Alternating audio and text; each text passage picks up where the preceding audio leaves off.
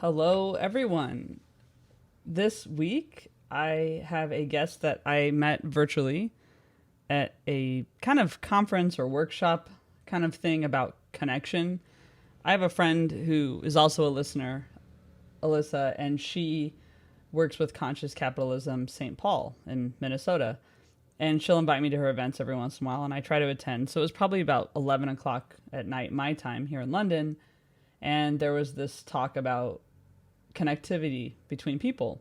So I joined, and I was sent this website called Anthym. And the idea was that you get asked prompts about events in your life, and you match a song to them and why. And what we did was in that workshop then divide into groups and all talked about the different songs we chose. And it was really interesting because when you give people ways to talk about themselves that are not just like, hey, tell me about yourself, or some non-specific prompt, you end up learning a lot about them. And we each chose such different songs for everything. And it was really fun. And it was just surprising how quickly you could connect with someone when you do that. And so Brian Mohr, the guest, is the co-founder of Anthym. And we're going to talk about his company, but also just about what got him there. What I loved about talking to Brian, and there are quite a few things, but just the importance of people and culture and how that works. And that's really important to him. And it's something that I've studied and that I've thought a lot about and really like to instill in places I work, or at least in teams I'm on. I don't always do a great job because of things like maybe a temper or stress, but I try, and I like companies that have a good culture, and they're ones I follow. And I don't know, I really liked learning from him and talking to him. He's also a music lover, and I just think anyone who I can connect with on that level is a lot of fun to talk to. Also, he's a Deadhead. I hope that's okay to call him that. He follows the Grateful Dead. I think that's the right thing. I don't have a name for what I am, but I definitely follow Elton John around. I've got tickets two more shows of his. He announced his last tour, which I got a little choked up about, quite frankly, but so I've seen him over 40 times, and I don't know the exact number, but I know it's over 40. So I've got two more tickets to see him, and Brian followed the Dead around, and I've seen other people a lot.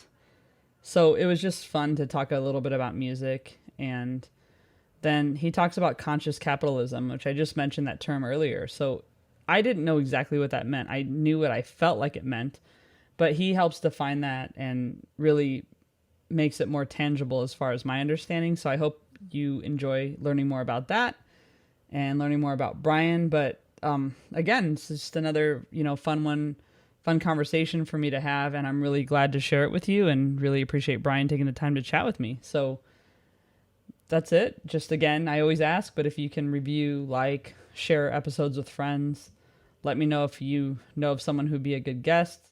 morethanworkpod@gmail.com is where you can send information to me, and I'd love to hear from you. Enjoy the show.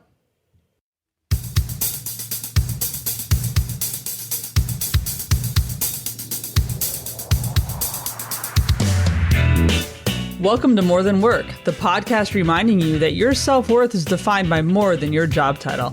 I'm Rabia, an IT project manager, comedian, nonprofit volunteer, and sometimes activist. Every week, I'll chat with a guest about pursuing passions outside of work or creating meaningful opportunities inside the workplace. As you listen, I hope you'll be inspired to do the same. Here we go.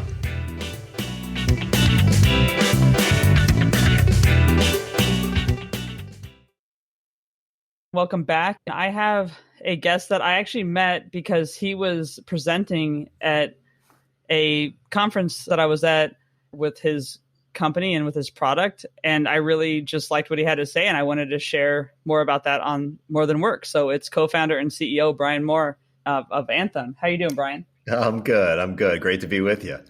Yeah, it's great to have you here. So do you want to just introduce yourself a little bit?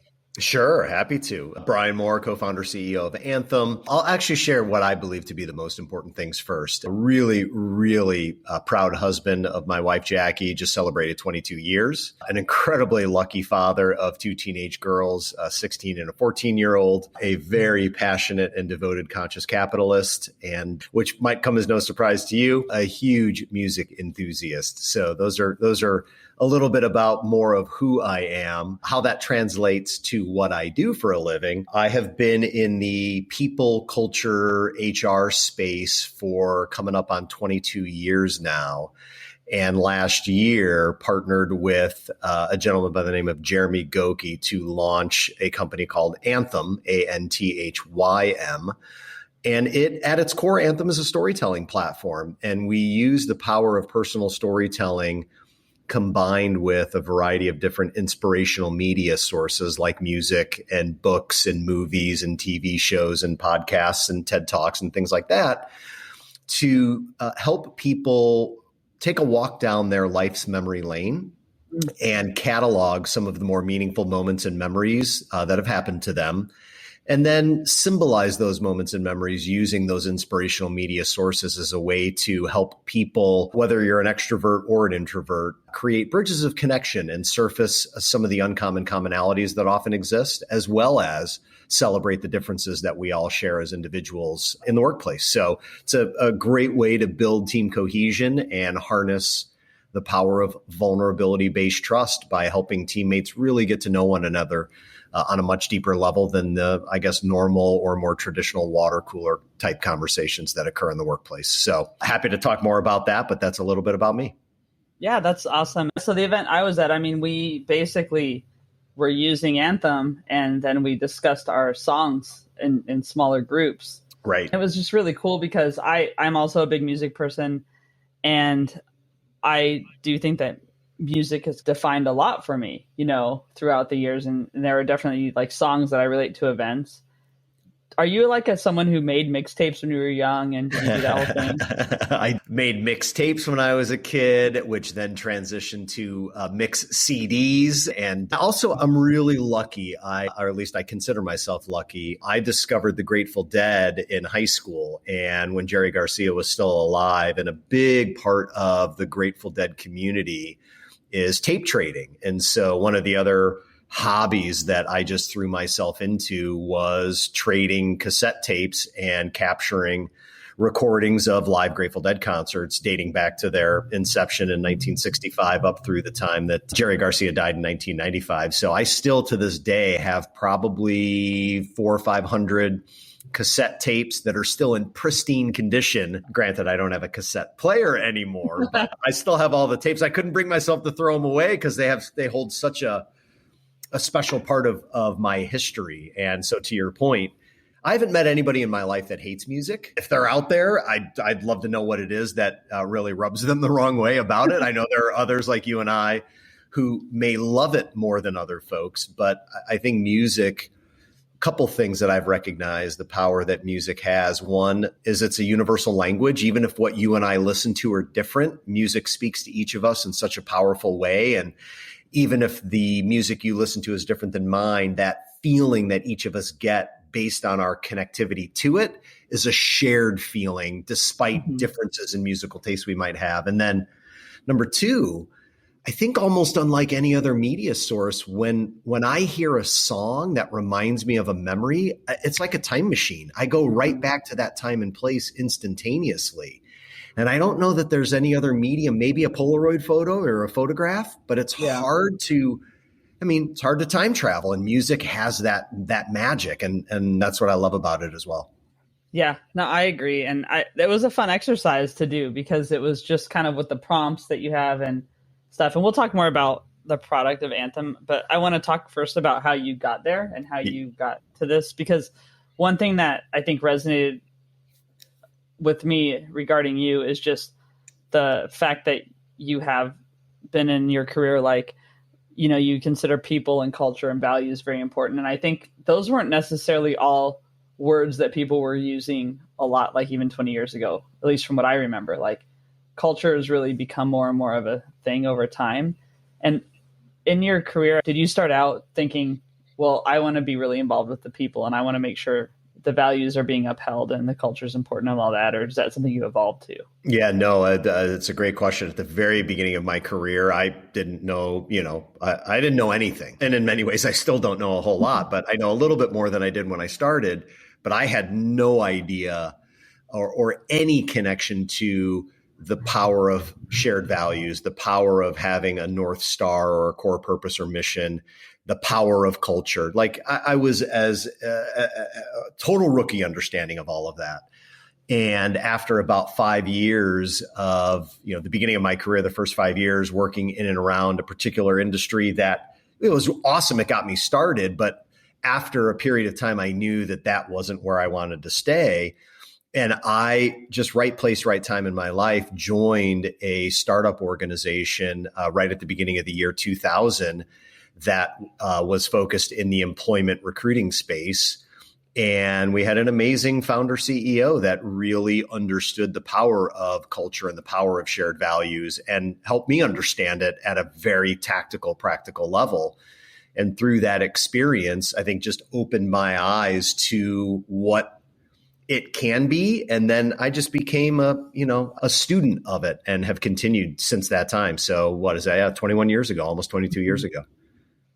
So then when you started out there at that company and started being opened up to these ideas, were you in HR at that point, or what function were you in? I wasn't. Other than one short stint in my career, I've never been, I guess, technically in an HR capacity. I've always been in really a business development capacity. And I'd like to think that I've got some, above average leadership qualities as well, where hiring great people, aligning them around shared values and a common purpose, and then doing what I can to serve them the best that I know how to help them develop both personally and professionally. I'd like to think is something that I've got some skills in. I've been told so. So, using folks that I've had the pleasure to work with, share some kind words with me. But yeah, so I've never been with the exception of a short stint, in HR, a practical or tactical HR role. It's always been in much more of a business development, sales and marketing kind of position.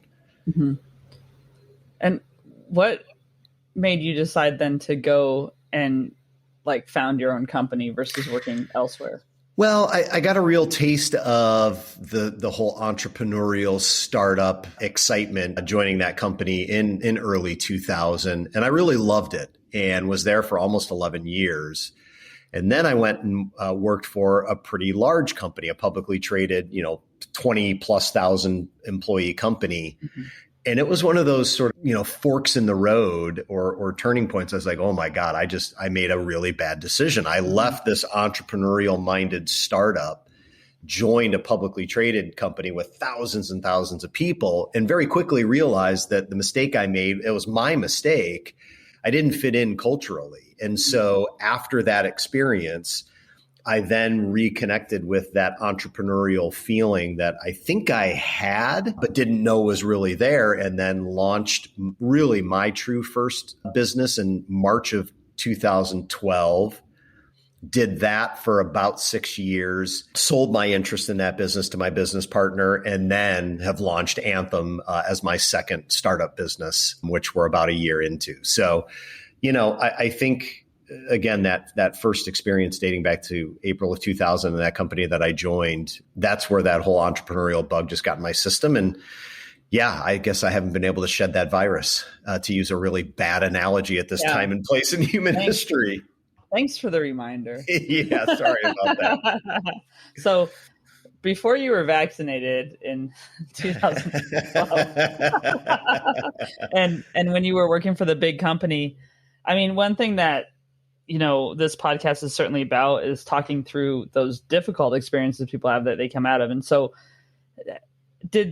how did it happen for you? I mean, were you actually kind of self-assured enough that you were okay being in that grind and then just moving out of it? Or did you have a rough time and have one of those moments where you're like, okay, I just can't do this anymore? How did that happen for you?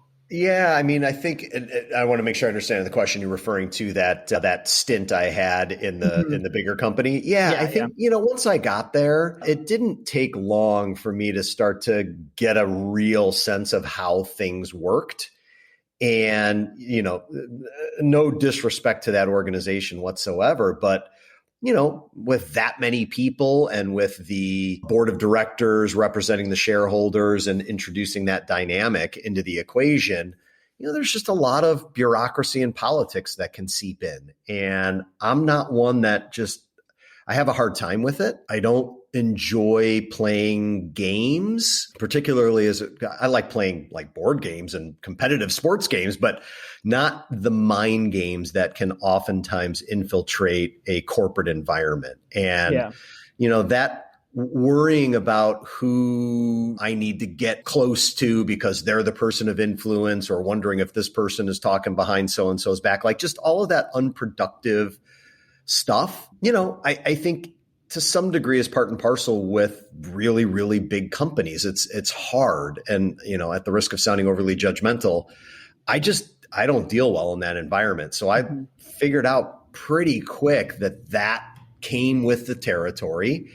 And so I just know myself well enough to know that I don't thrive there. So it was maybe a couple months in where I was like, all right, I'm going to be leaving at some point. So it's a matter of when and what am I going to go do? And it took me a while to figure it out, but I did, and I'm happier for it. And that organization's better off without me just as much, right? I didn't fit. Yeah. Like it was a two-way street. Yeah, no, totally. And I guess what I like about this is you knew yourself well enough to know it wasn't you that was the problem. It was just that it wasn't a good fit. I just talked to someone, because I do like some mentorship stuff and here and there. And I talked to someone just yesterday that she had left her company because she couldn't do well there, but she took it personally, like that it was a problem with her. And I explained to her, no, it's just that it's not a good fit for you. And this doesn't mean there's a deficiency in you. Now, maybe you have things about yourself to improve. Everyone does, but it's not a deficiency in you. And that's so hard for people to get. Did you already at that point kind of have your values defined then really well that you knew, or did you not realize it, but you had them? I think I was circling them, but to say I had them incredibly well defined with corresponding behaviors of what I think they look like in action, I did not have well defined, but I was definitely circling them. And it wasn't until 2018 I went through a really impactful leadership academy. It was a year-long program called the Stagen Leadership Academy. It's a group out of Dallas, Texas. And I went through a program called the Integral Leadership Program, the ILP for short. And a big through line throughout the entire year of that program was each member of the cohort worked on his or her personal core purpose and personal core values. And, it took a year. It really did. And in many ways, I think it's going to continue to evolve of what I think are the most important things in my life. As I've kind of ascended to different stages of life, when I was single versus married without kids versus married with kids, now married with kids who are teenagers where they rely slightly less on mom and dad than they did when they were little. I don't know. It's interesting. Each stage of life brings with it, I think, new trade-offs. Like you shed some skin, but then you develop new skin. And with that, I'm kind of taking a peek at, are these the values that still matter most to me? Do I feel like I'm in alignment with my North Star, my purpose as well? And I think about it perhaps more than maybe the average person. That's the kind of person I am. I like to go internal and think about those things.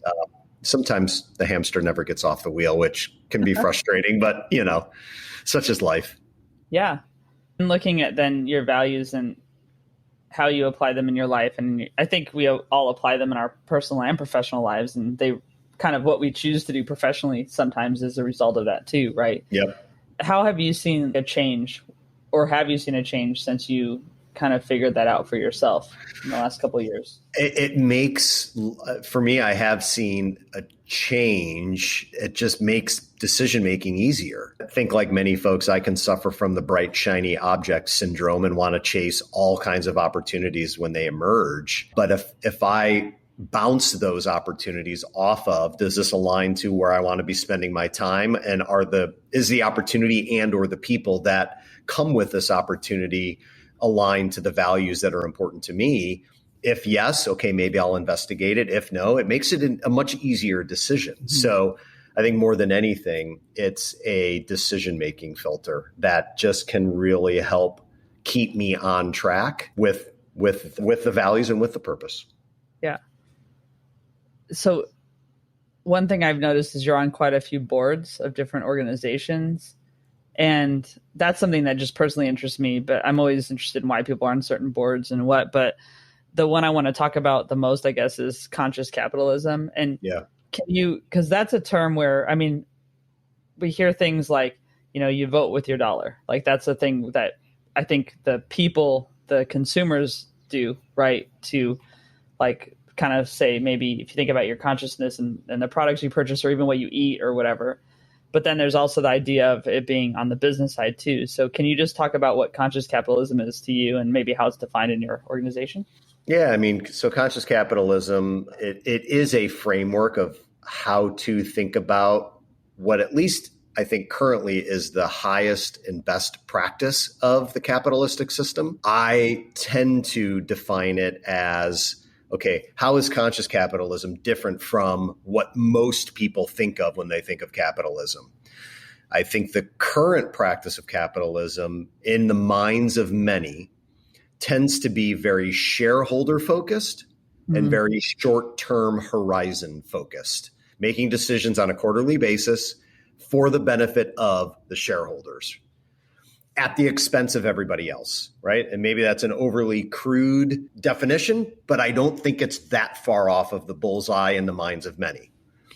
By contrast, conscious capitalism is using a long-term decision-making horizon, getting out of this quarterly, flavor of the quarter and making decisions only to benefit a stock price or a group of shareholders, and instead thinking long-term, really aligning decision-making to that North Star and the purpose of why the organization exists, while also doing everything possible that the leaders can do to make decisions to benefit the entire stakeholder ecosystem.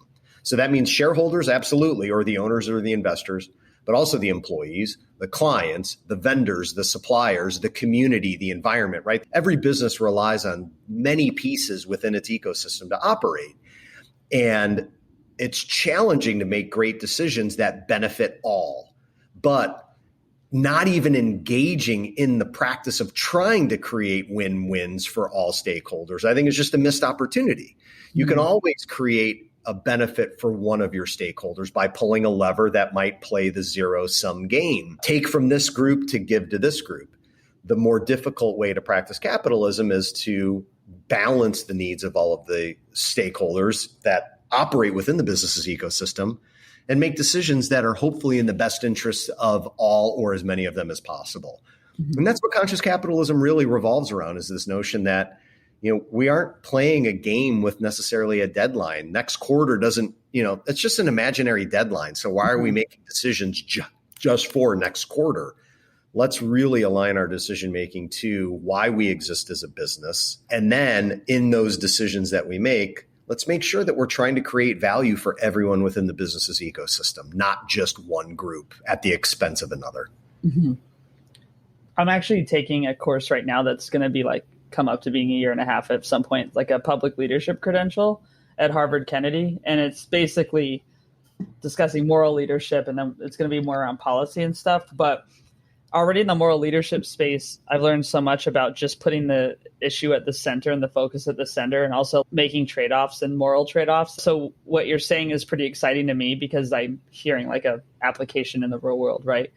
Well, and it's important too, right? Because, if capitalism understandably has a bit of a PR and a reputation problem right now. There's a lot of problems in the world, and oftentimes folks can very easily point the finger at the system, at the capitalistic system, that the system is responsible for all the wealth gap that exists, the lack that there's a livable, minimum wage, and the lack of gender equality in leadership. And the list goes on and on. I'm not trying to call out any one particular issue. There are a lot of problems. I would make the argument that the system, not perfect, capitalism isn't perfect, but it's the people making the decisions inside of the system that cause the challenges or the problems. It's not the system itself. The system itself is actually a really good system. It's based on voluntary exchange.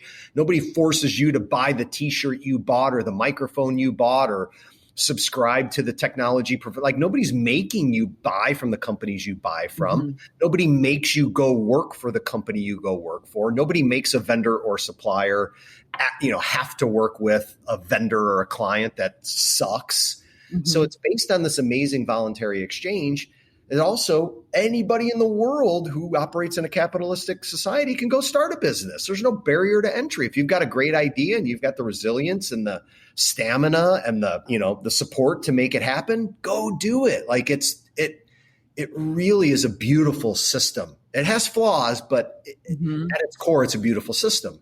I think at the end of the day, while capitalism isn't a perfect system, it's not the problem. And as a society, we tend to throw the baby out with the bathwater, and we probably shouldn't, because I would make the argument that capitalism's okay. It certainly has room for improvement, but it's the folks who ascend to positions of leadership and power that make decisions that cast a fairly big shadow on capitalism. And that's the piece that, that's where we need to draw our attention. Not that the system needs to be, thrown out. We need business, and business can be good. And one guest I talked to was telling me this whole thing about the bad businesses was a big thing, and it's a big talking point. But, so she tries to, in her community, she's a head of a chamber of commerce, and, actually in Minnesota, in St. Paul, and was talking about how, business can contribute to the city and can contribute to what's going on there. And I agree with that. So how I understand conscious capitalism, and I want you to tell me like the practice of it, but how I understand it is things like carbon neutrality and trying to, do like better practices for the environment. And then also like Bombas, for example, socks, which is one of my favorite, they're my favorite socks, basically. They give a pair away, and then other companies doing things like in the community, like service or building infrastructure and stuff like that. Is that part of what conscious capitalism is? So conscious capitalism isn't necessarily meant to be prescriptive of how a business chooses to conduct its activities. What conscious capitalism really is at its core is a set of four main principles or tenets. Number one is that business should be organized around a higher purpose. There should be a reason for the business's existence beyond the more, I guess, relied upon motivation of profit maximization. There should be a higher purpose behind the business. So and these are in no particular order, but we'll say number one, higher purpose. Number two, it should have a stakeholder orientation. It should seek to create value for all of the different players within its ecosystem, not just the owners or the investors or the shareholders. Number three is the leaders should be focusing on their own development, and not just horizontal development, not adding more skills and tools and educational experiences to their skill set, but also their own vertical development, to do that inner work, to think about who they are, the impact in the world that they want to have, the impact that they want to have with the people that they surround themselves with, and constantly seeking to grow as much vertically and kind of upgrading their operating system as much as horizontally, and adding new programs like a new version of Microsoft Word or whatever.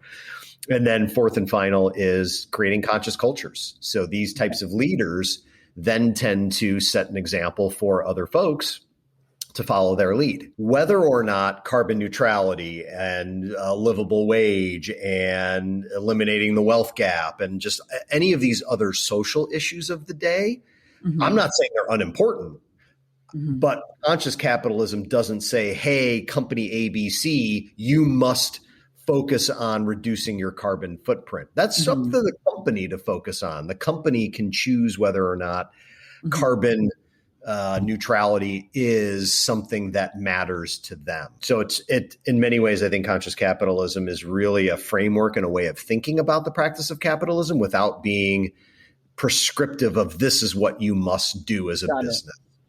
That could just be like a way that one of the things they do, and it could be a bunch of different stuff.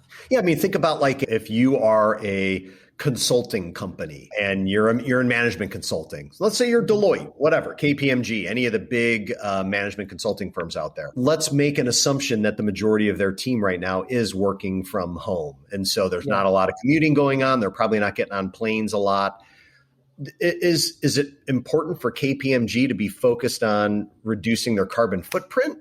That might not be as important to them. And I'm not suggesting that it isn't, but a list of things that they might want to focus their energy on, maybe that's not the one. Maybe they can have a bigger impact focusing on gender equality and leadership because of what they do.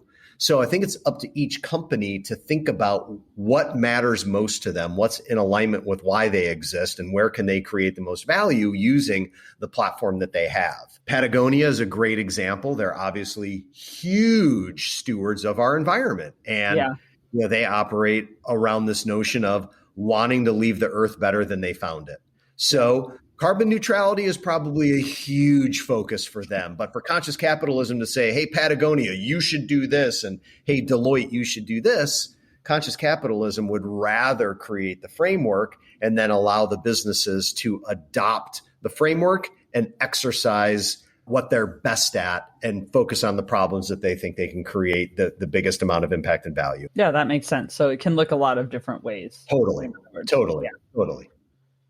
So hopefully that makes sense. Yeah, it makes a lot of sense to me. And it's good to get just more information around these things, because I think one thing that a lot of people, from what I can tell, are starting to look for is companies that reflect their values. I mean, and that's one of the points of this podcast is like, we have to work, but you can work in a place that reflects your values or not, or where you can do work that does that. Like for me, my company is pretty cool because they know I have other activities, and then sometimes they know also, like when we had the National Day of Service in the US, even though I'm in the UK, I work with a lot of US people, my CEO let me talk to the company for a minute and say, hey guys, you guys have Monday off, but also it's this day. So here are some resources that encourage everyone to do something. And he didn't have to do that. He could have just been like, Rabia, I don't need your, social, like whatever messages to come here. But he instead said, yeah, you know what, this is important to someone who works here, and it's important to other people and in their communities. So do it. And I felt like that was just like a small way of him allowing that, even though our company doesn't do much in community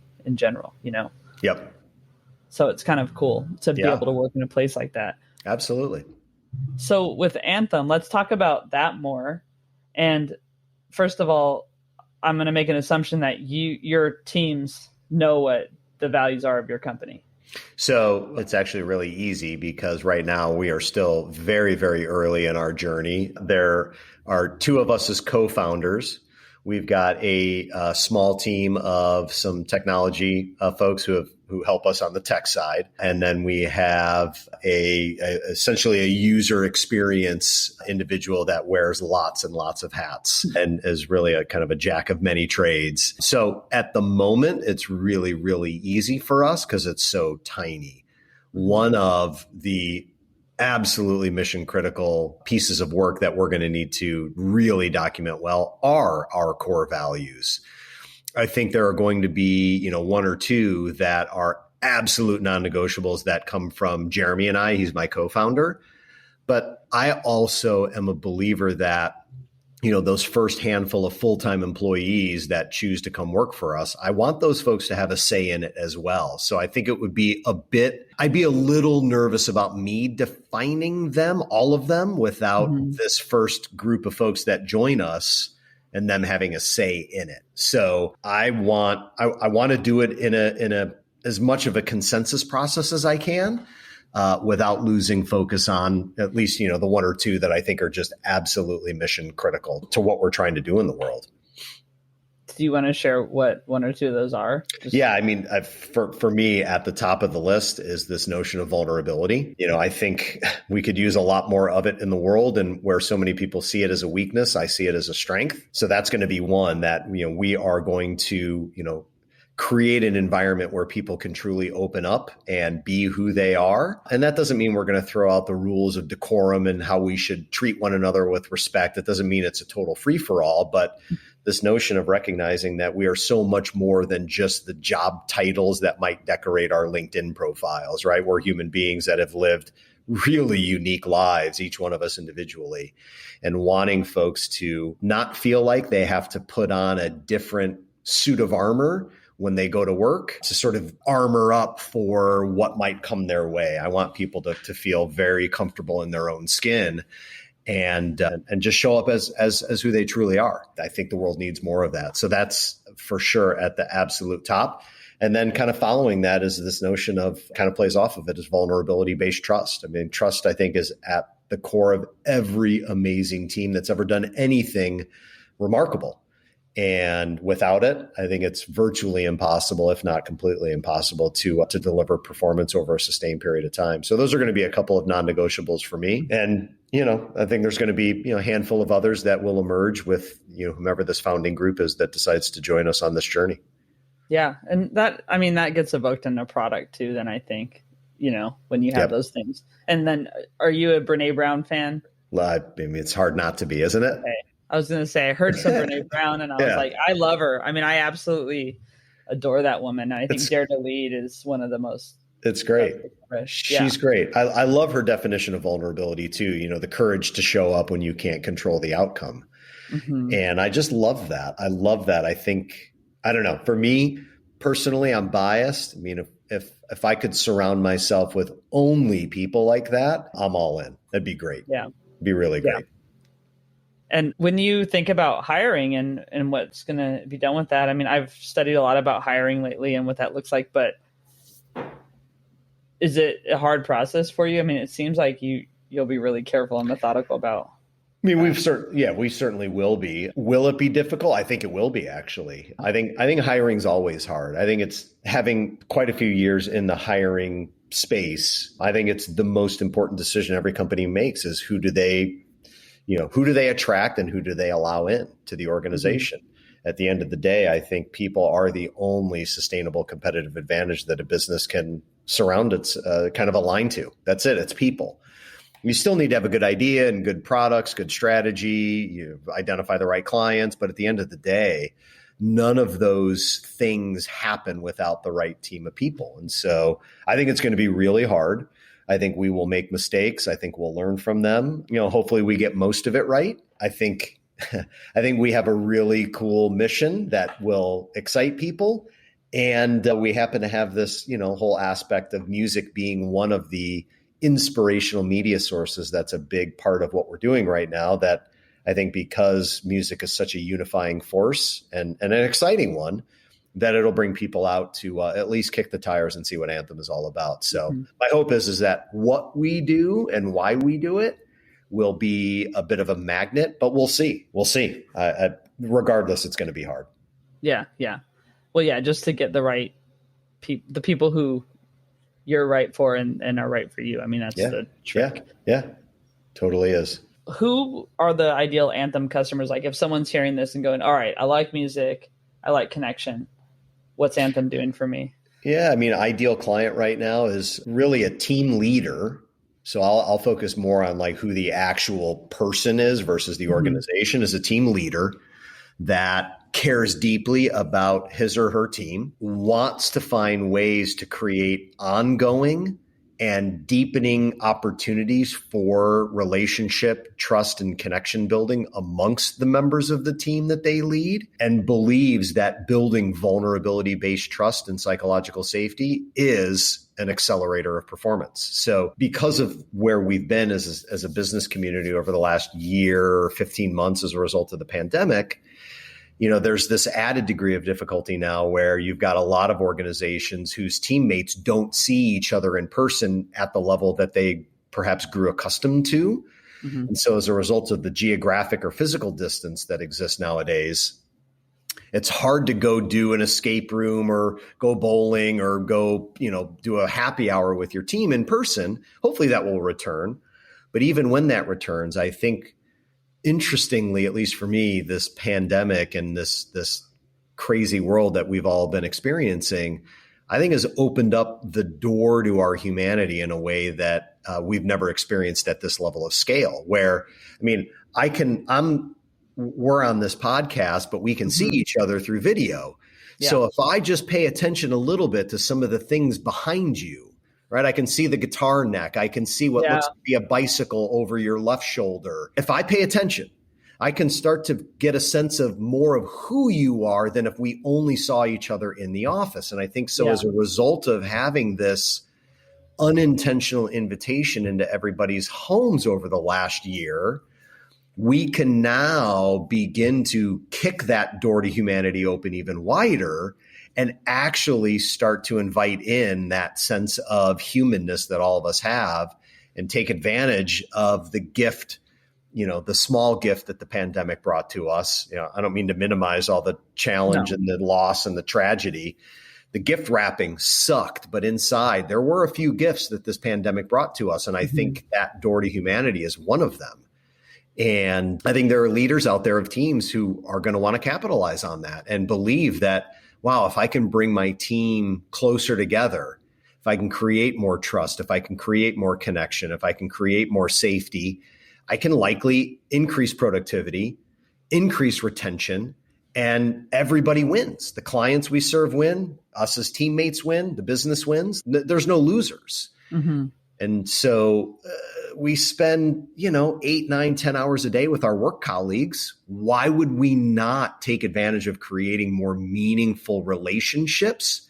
Not that we're going to be best friends with all of them, but to at least see them more for who they really are, not just what they do. Like, why not do that? There's no downside. At least I don't see it. And so I'm a bit long-winded on a really short question that you asked. Who's the ideal client? Leaders who have any resonance with what I just shared, you are the ideal client.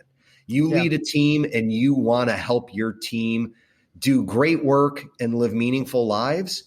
Relationships are a huge part of that. So why not take advantage of the opportunity to help your team create more meaningful ones amongst one another? Mm-hmm.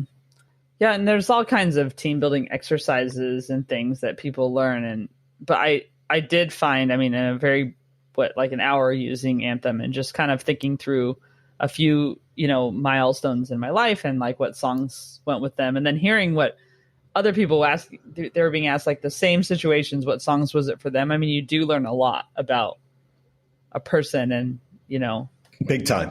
Yeah. And it's pretty cool. I'm biased, but I agree. Yeah. I think we've all heard this saying, the shortest distance between 2 points is a straight line. Mm-hmm. I think the shortest distance between two people is a personal story. Nothing bonds people more quickly than sharing a personal story. And it could be a happy story, a sad story, whatever, just a story, something that is revealing of who you are.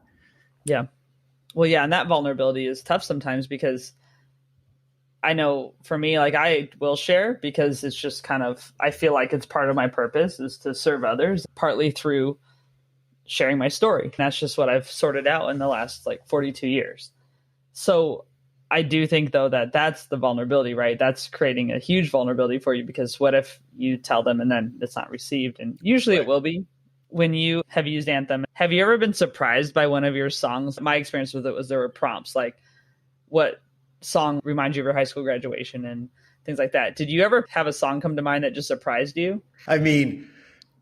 Yes, but no. So having two teenage daughters, my oldest daughter on one of our drives to California for summer vacation, it's about a 5.5 hour drive from where we live in Phoenix to get to San Diego. So that tends to be a relatively easy place to get to and escape the summer heat here in Arizona. I'll crank on a Spotify channel and music will play and whatever Spotify channel I had on, the song that came on was TLC, the song Waterfalls.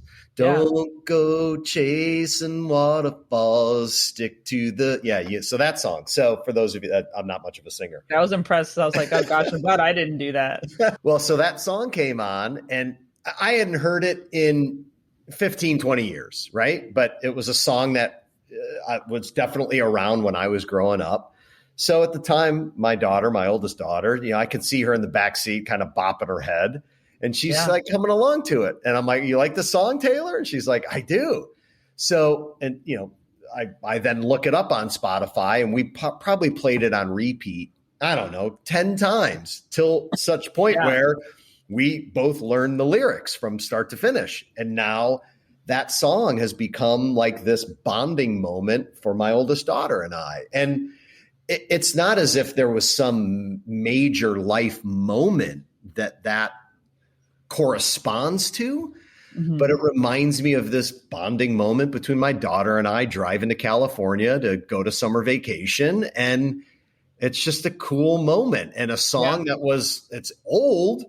It's not my typical what I would listen to. It sure as heck isn't what she listens to, but we have a connection around that tune. So it's now on Taylor and Dad's playlist.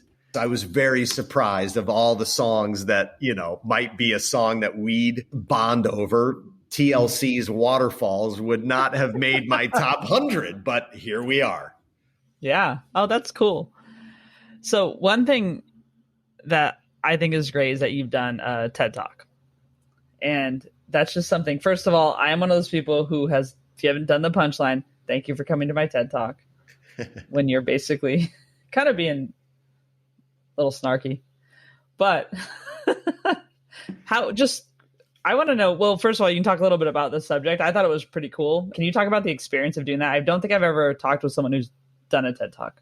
Well, let me clarify. It was a TEDx talk because I think the experience is probably quite different as opposed to being on the main TED stage. I think I have to assume it's a little bit different, but there is definitely some stringency to the process, or at least the one that I went through. There was an application process. I don't know how many people applied. They chose 8 of us to present. It was through one of the universities here in the Phoenix area. They were the TED licensee that was able to, basically get the license to deliver these local TEDx events that happen. That whole process was really, really interesting, actually. So they made me go through an application process where I had to record a short 2-minute video.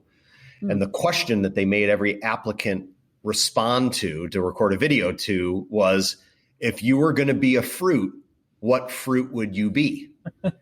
So it's like, oh my God. All right. That's interesting, right? It's one of those, like an obscure interview question or whatever, right? So I gave it a whole lot of thought, and I ended up recording this really fun video around why I would choose to be a grape, primarily because I love red wine so much. I was going to ask, wine? That was part of it. I'd be a banana, so I could be a phone. There you go. Yeah. So, right. Like just cool. Yeah. Like besides the wine piece, I thought it was really cool. I added this other element. So grapes are pretty universal. What I really loved about it was I'm like, and even when grapes get old and wrinkled and all, used up, they turn into raisins. So like you still have a useful life. So it's this really fun video I put together around why I chose to be a grape. So I got picked, which was super cool. And then the next step in the process is you have to submit your topic. And the topic that I submitted was around leadership. So, when you submit the topic, it was about a 3-month lead time before the actual TEDx event. About 3 weeks after I submitted my topic, I was delivering a presentation to an association, and this fascinating experience happened during the presentation that was totally wild. It was all around this notion. I asked this question of the group and broke them up into small little breakout groups. And this was in 2018. So we were still meeting in person at the time. The question that I asked everyone just to kick things off was, if you could uninvent any past invention in the world, what would you uninvent and why? And so the groups all got together and started chatting at their tables and getting to know each other through the answer to this question. And as I brought the group back together and, kind of did a little bit of a debrief, the room almost unanimously, there's probably, 80 people in the room. I don't remember exactly. Almost unanimously, everybody said that they would uninvent the smartphone. And I'm like, holy cow, like, what is it about this room where there's such unanimity in their answer, and why the smartphone? Because I love my phone. Like, it's so convenient, right, to have this supercomputer in our pockets. Well, come to find out, as you might guess, so many folks were in that room were really worried about screen time and how disconnected people are feeling from one another. Our attention spans have been reduced to, seconds. And in many ways, it's a big distraction. So because of this really crazy experience I had, 3 weeks after I submitted my topic, I reached out to the TEDx folks and I'm like, I don't know if this is going to like render me disqualified from the event, but I'd like to change my speaking topic, which I was worried was a big no-no. Thankfully, the new topic that I presented, they liked better than the leadership topic. So that's the one I ended up doing. And it was a really cool experience. I worked with a student group and had one particular student, a senior at this university, was kind of like my liaison. And they had a really rigid structure that I had to check in every week. I had to follow all these steps like to a T. And I made the decision not to use any PowerPoint slide or any kind of slides.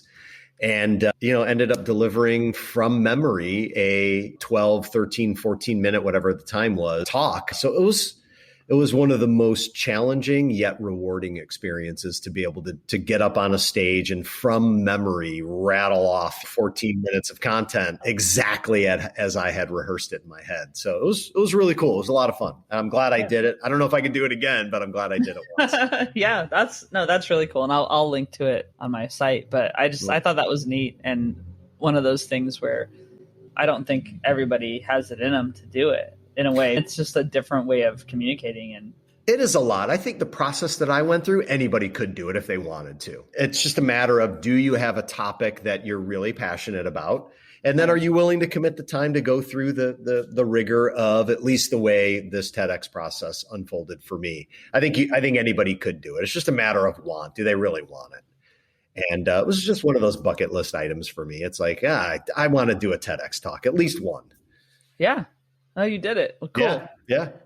So the other thing I want to ask you about specific to career stuff is you have a book that you co-authored called Hiring on Purpose. Yep. So how the Y Scouts method is revolutionizing the search for leaders. Yep. So the whole title. Yep. So can you talk a little bit about that? Yeah. From 2012 to 2018, that was my first business that I co-founded with a business partner. And it was it still exists, I'm proud to say, a purpose-based executive search practice. And through that experience of launching that business and delivering a new brand of executive search around purpose and values alignment, not just resume job description alignment, we learned just a ton of valuable lessons for how do you really hire leaders if you want to not only get someone that has the right skills, but actually has that human alignment because the values and purpose matter to them at a really foundational level. And so the book I co-authored with my business partner from the Y Scouts business. We just wanted to capture, some of what we learned through that process. And that's what we did. Thankfully, we had a great partner, a company out of Austin, Texas called Scribe Media that really helped us through the process because left to our own devices, I'm not an author. We needed their help to help us really organize the book, put it in a logical flow, add the right stories to it, just do all that stuff. Mad respect for the authors out there who do it completely on their own and don't have any help. Holy cow. I mean, we'd have never been able to do it without help. So thankfully we had a great company that we partnered with called Scribe that did a great job. So I'm glad I did it. I don't think I'd ever do it again, but yeah, it's just another something out there it was cool to do. It was cool to do. Yeah. You went for it. Yeah. Cool. Well, I want to talk to you a little bit about music and just because I think that'd be fun with you and haven't talked to people about music very much lately. So first of all, I also see that you have a guitar in the background. I do. So how long have you been playing guitar? So I decided to go headfirst into learning how to play about 5.5 years ago. I dabbled with it when I was in college. A roommate had one and I'd pick it up and I'd try and futz around with it. But, I was terrible. But I always wanted to learn how to play. And so about 5.5 years ago, my daughters reached a point in their life where they were spending quite a bit less time with me than they were when they were younger. And so I found myself with, a few extra hours on the weekend that wasn't necessarily devoted to them because they were off with friends and doing other things as they're getting older. And I'm like, you know what? I'm going to do this. I'm going to really take this serious. I'm actually going to commit and learn how to play. Mm-hmm. And I love it. I play every single day. That's the first thing I do in the morning. I wake up. I subscribe to a couple of different online, tutorial type services that have, a lesson of the day. They're in these little 15, 20-minute chunks. And yeah, I love it. I absolutely love it. I can't imagine life without music and playing guitar. It's just so meditative for me. That's cool. Was there like a song goal that you've hit? No, not particularly. It's interesting. Like there's different songs and different artists that I respect for different reasons. So I get inspired in different ways at different times. So, some songs are a little bit easier to play than others, but yeah, I'm all over the place when it comes to what I play. But what I have found is I really, at least over the last year, I don't think I've touched any of my electric guitars. I only play my acoustic. And I don't know if that's a maturation process that's normal or not. I have no idea. The sound purity of an acoustic guitar is it's just magical to my ears. Mm-hmm. It's just so pure. And, just getting the electronics out of the way, not that isn't a ton of fun and all the effects and cool things that you can do with the electric guitar. There's just something so beautiful about, for me personally, the sound of the acoustic. And I just love playing. Yeah, it's kind of nice. You just pick it up and it's all there. Yeah. Like there's nothing. Yeah, you don't have to flip anything on or. Yep. Yeah. So as far as concerts, like what's the last concert you went to? So the last one I went to was in January of 2020. So before the pandemic. So the lead guitar player from the band Fish, his name is Trey Anastasio. He has a side band that he calls the Trey Anastasio Band. Yeah. They were here in the Phoenix area. It was in January of 2020. And I went with my wife and my brother and another buddy. And that's the last live concert. I haven't been to a live concert since January of 2020. I'm starving for one. Mm-hmm. I'm dying. It's crazy. I can't wait for this to end so we can get back to seeing live music again. I know. My last one, it was before I moved to London. When I was still in LA, I was at the Largo. I don't know if you've been to that room. I haven't. It's great. I like to go to different, find the cool spots in different cities. And, Yeah. Concert venues are so to find different rooms and the character of the room is so awesome. Yeah. Yeah. I've not even heard of the Largo. Where in LA is it?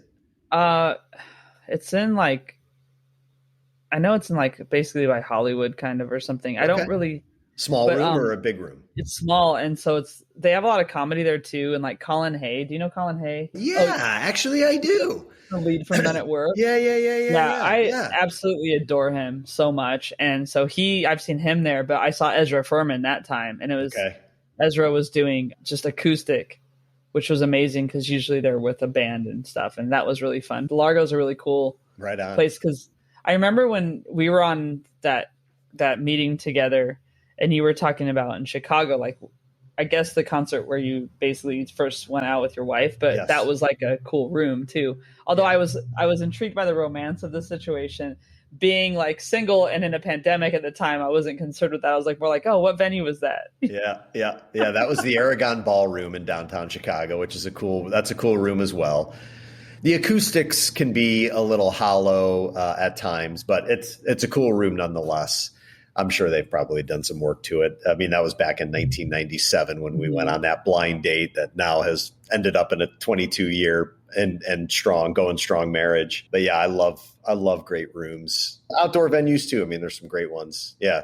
Yeah, for sure. So awesome. That Colin Hay, so interesting, as I've been involved in Anthym and having this opportunity to learn about so many different bands and artists that I had never heard of. He's one of them. And there was a session that I facilitated about 3 weeks ago, and one of the participants, does he have a song called Waiting for My Life to Begin? Okay. Yes, Waiting for My Real Life to Begin. Yeah, thank you. So she told a story around a moment in her life, and that song was the symbolic song of the moment. And I immediately fell in love with the song because of the story she told. Mm-hmm. And so now every time I hear it, which isn't that often, but I've since listened to it, I think of her story, which is really, really cool. It's a neat thing. It's a way to kind of associate meeting people for me because I get to meet so many different people now through what I get to do and hear about their life moments. And then these songs take on a whole different meaning for me, which is pretty wild. Yeah, that is actually, because it's almost like those learned memories, or like, when we're a kid and then we remember something, but it's really, we just heard the story so many times. But yeah, that's really cool. Well, I love him. So I'm glad you know about him. And then do you remember like what the first concert is that you went to? Or like the absolutely. First one? Yeah. Oh, 100%. Oh my God. I actually just told this story. It was this week. It was in 1987. It was at the Holiday Star Theater in Maryville, Indiana. And the headlining band, which was not who I went to go see. I went to go see the opening band, but I'll tell you the headlining band first was Kiss without their makeup. So this was their unmasked tour, or at least one of them. I don't know how many tours they did without their costumes and their makeup, but 1987, I saw Kiss unmasked, but I was really there to see a very heavy thrash metal band by the name of Anthrax. Oh my gosh. I was a total metalhead as a kid, and I wanted to go see Anthrax, and my parents let me go, drop me off, and then pick me up because how old was I? I was 15. That was my first concert. Yeah. I was there to see Anthrax. Did you have like the hair, like the longer hair and stuff? I never had really long hair. I had a mullet, but not like long hair. But I definitely had the mullet kicking. Yeah, for sure. Oh yeah. I love it. That's like so cool. It was great. What was your first? Oh God. The first I remember going to, my brother and I were visiting my grandma in Washington, Missouri. And it was the state fair, and I really wanted to go. Like, she's like, "Oh, you guys can go do whatever." Okay, I want to go to the concert. I thought it was so cool, and it was Eddie Money. Nice, that's awesome. That's so funny you mentioned that, and I'll tell you why. So the guitar conversation we just had. So as I've started to progress and become a bit more fluent, there's a guy I met here in town. His name's Jacob, a cool dude. He's a guitar player. He's got a great singing voice.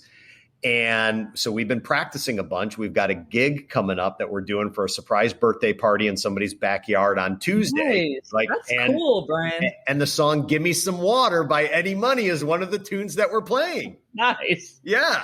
Nice. That's so cool. Yeah. It's just so when I hear "Take Me Home Tonight," I just think of like, it was like me and my brother, and he was probably like 10 or something, or maybe he was younger than that.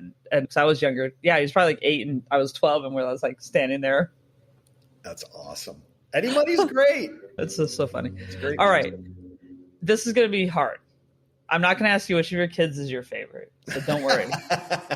I'm going to ask you. That answer would depend on the day of the week. Yeah. But this is going to be like, do you have a favorite concert? Or you can say more than one. But like, do you have a favorite concert or tour you went to? Oh, wow. I don't know that I can answer that. I mean, I could say what my favorite band was. I mean, I followed the Grateful Dead around for a number of years and was able to see them more than 50 times before Jerry Garcia died. Nice. So that's awesome. That's at the top of my list. Yeah, they're at the top. But I've seen so many great concerts over the years. Yeah. No, I get it. Yeah. Cool. All right. So first of all, before we do like the last questions, is there anything I didn't ask you about that you wanted to talk about that came up? Not that I can think of. We covered a lot of ground. Cool. Yeah. And then I guess one thing I always like to ask people is just like, do you have any advice or mantra that you want to share that maybe you kind of lean on that you think would be good? The only advice I have is advice that works for me.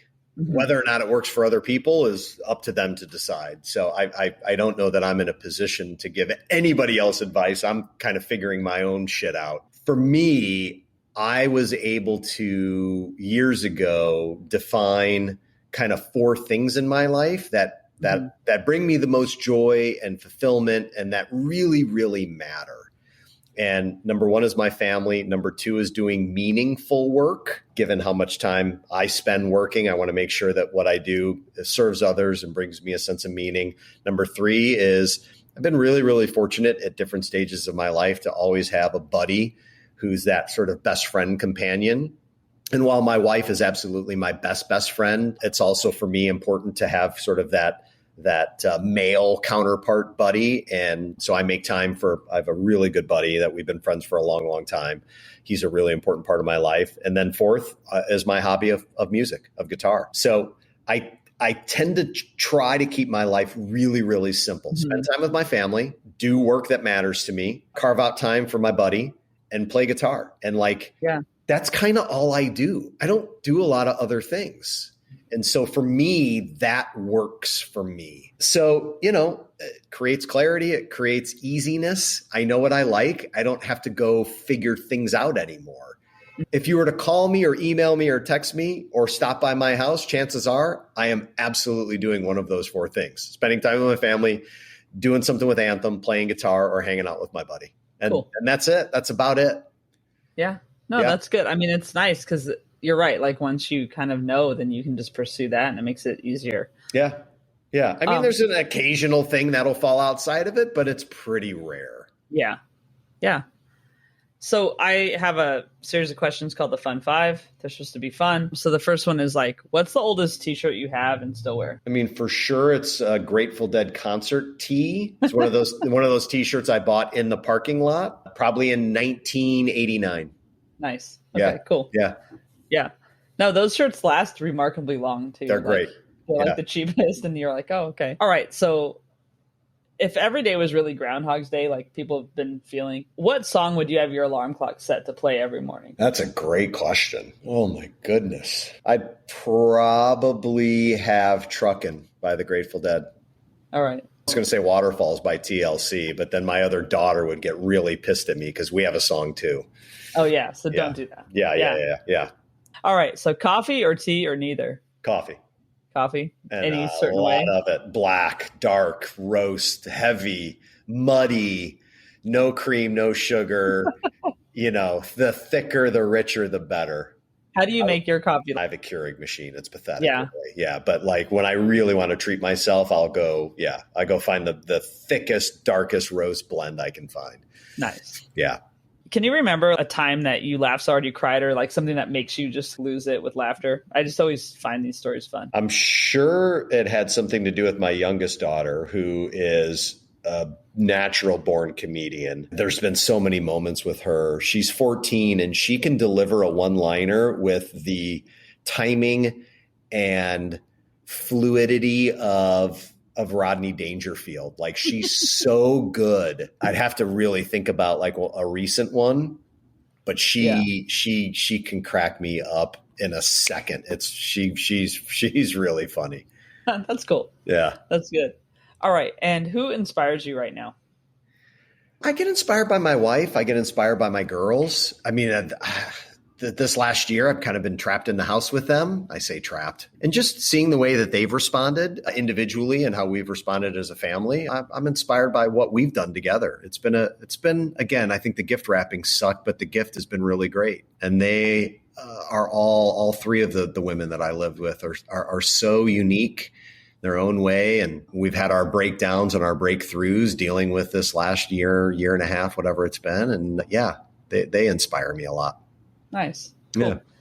All right. So if people want to know more about you, and I'll have links in the show notes, but where do you want them? I would say, probably the easiest thing is to just shoot me an email, which is brian@anthym.life. And Anthym is ANTHYM. And Brian is BRIAN, brian@anthym.life. Or, you can certainly look me up on LinkedIn. I have my own website too. I don't go to it very often. It's probably not updated, but it's brianmohr.com. So, okay. Yeah. Or smoke signals, whatever. Anything. All right, cool. Well, thanks so much for being on the show. I really enjoyed the conversation. Yeah, it was awesome. I enjoyed it as well.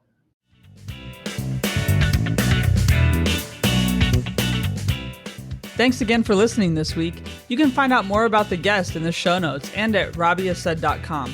Joe Maffia created the music just for this podcast. Find him on Spotify. That's Joe, Maffia. And Rob Metke is responsible for our visual design. You can find him online by searching for Rob, Metke. Thanks, Rob. Let me know who you'd like to hear from or about your own experiences defining yourself outside of work. Follow at More Than Work Pod or send a message on Facebook, Instagram, Twitter, or LinkedIn. or visit our website, morethanworkpod.com.